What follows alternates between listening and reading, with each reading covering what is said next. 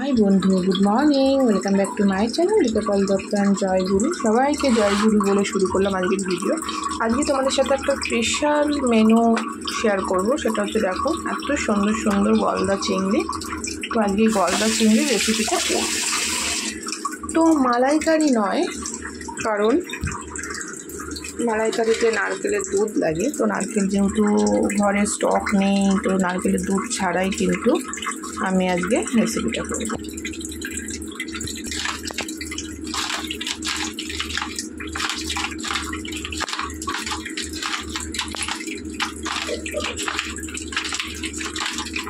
তো মাছটা আমি একটুখানি নুন হলুদ মাখিয়ে নিলাম, হালকা করে একটু ভেজে নেব।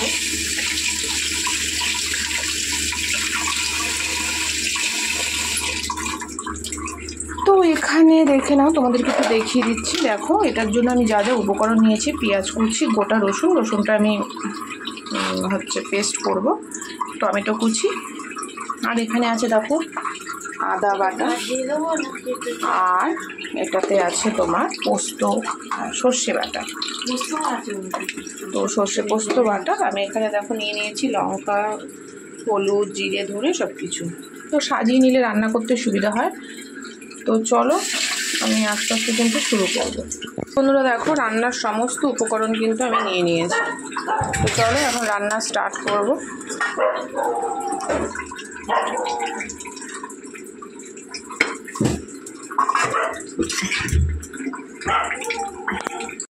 তো বন্ধুরা, তেল কিন্তু একদম হয়ে গেছে, গরম হয়ে গেছে। মাছগুলো ভেজে নেব।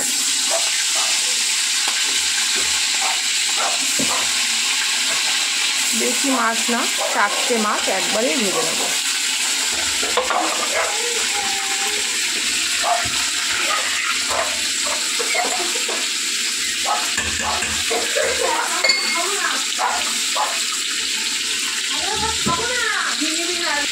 তো বন্ধুরা, বেশি কড়া করে কিন্তু ভাজবো না, ভালো লাগবে না, হালকা ভাজবো।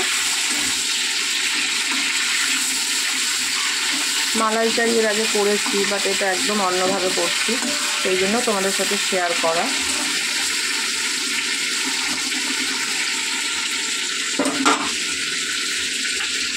তোমাদের দাদাভাই আসবে বলে তাড়াতাড়ি করছি, না হলে এখনও ওই রান্নাটা হয়ে গেলে এবার সব কাজ করতে হবে। ওই গ্যাসটাই হচ্ছে না, তাই বড় গ্যাসটা বসালাম, কারণ দাদাভাই আসার আগে চাইছি হয়ে যাক। দেখো, এই মাছের ডিম আর এই চিংড়ি মাছ। তো দেখো, মাছগুলো কিন্তু আমার হয়ে গেছে, কি সুন্দর হালকা করে ভেজে নিয়েছি। আমি করিস না, দেখো। তো দেখো, মাছগুলো কি সুন্দর হালকা ভেজে নিয়েছি, খুব সুন্দর কিন্তু রয়েছে। এবারে আমি মাছের তরকারিটা স্টার্ট করব। মাছের তরকারিটাই ফার্স্টে দেব পেঁয়াজ কুচি।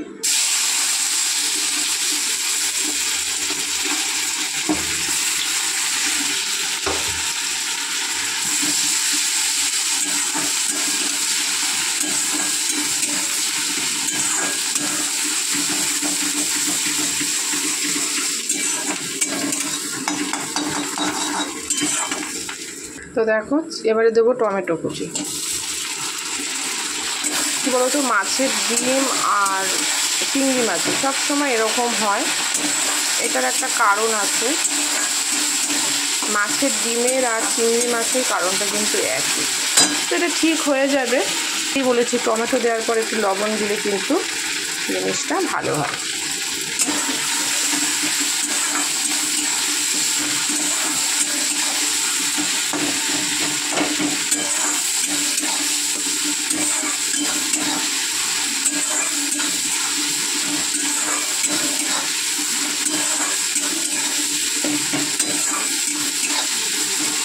তো দেখতেই পাচ্ছ কত সুন্দর কিন্তু টমেটোটা মজে যায়, আর টমেটোতেই তো গ্রেভি হয়।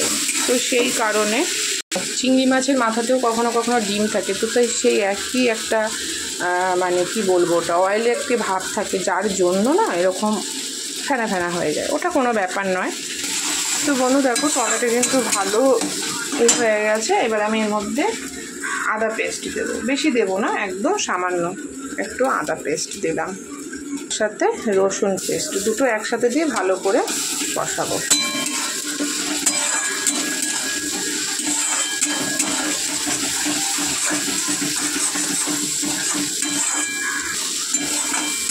দেখো এখন বেশ কমে গেছে।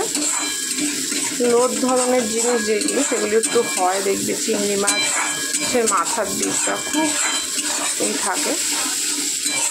দেখো রসুন আদা পেস্টটা একটু আদা ভাজা হয়ে গেলে কিন্তু বাকি মশলা দেব।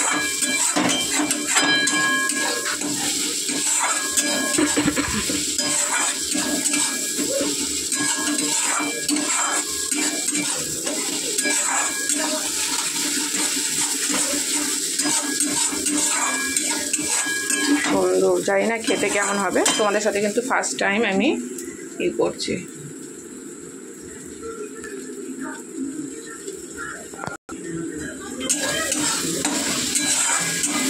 তো দেখো এগুলো কিন্তু মোটামুটি ভাজা হয়ে গেছে। এইবারে আমি এই গুঁড়ো মশলাগুলো দিয়ে দেবো, 4 রকম লঙ্কা, ধনে, জিরে, হলুদ।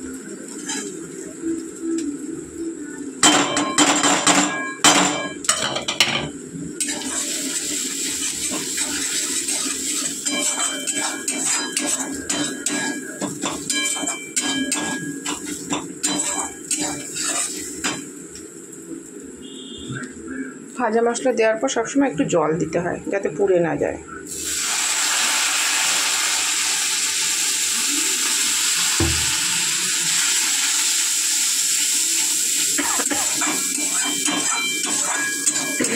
আর নামানোর একটু আগে পোস্ত সর্ষে বাটা দিয়ে নামিয়ে দেবো।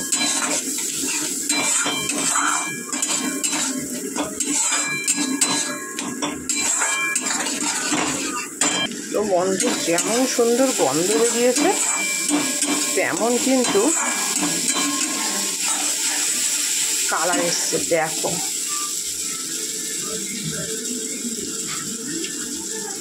দারুণ এসছে। মাছগুলো তুমি তো জানো আমি এরকম ধরনের মাছ একটুখানি মশলার সাথে কষিয়ে নিয়ে জল দিই যাতে মাছের ভেতরে সমস্ত টেস্ট ঢুকে যায়।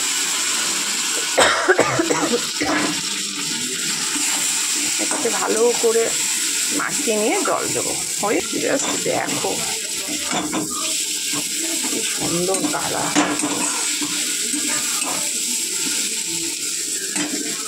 হয়ে গেছে কিন্তু এবার জল দিয়ে দেবো। তো বন্ধু দেখো কালারটা শুধু দেখো, তোমরা জানি না খেতে কেমন হবে, তোমরা জাস্ট দেখো। সর্ষে পোস্ত বাটা যদি দিই তাহলে আর গরম মশলা দেবো না, যদি সর্ষে পোস্ত বাটা না দিই গরম মশলা দিয়ে নামিয়ে ফেলবো। এসে 2-4টে চিনির দানা যাতে হাতে গোনা সর্ষে পোস্ত বাটা দিয়ে দেবো, একদম অল্প। চিংড়ি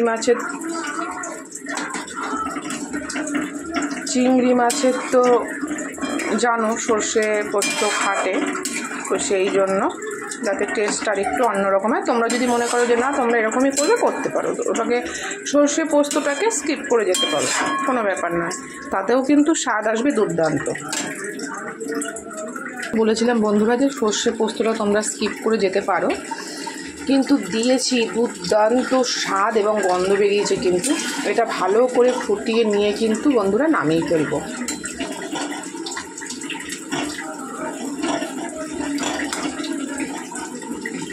বেশি ঝোল করব না, জানোই তোমরা 4টে মাছের যা ঝোল হয় তাই। এই হলো আজকের আমার রেসিপি।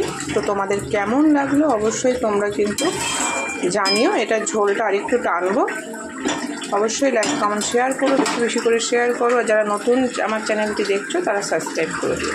তো বাই।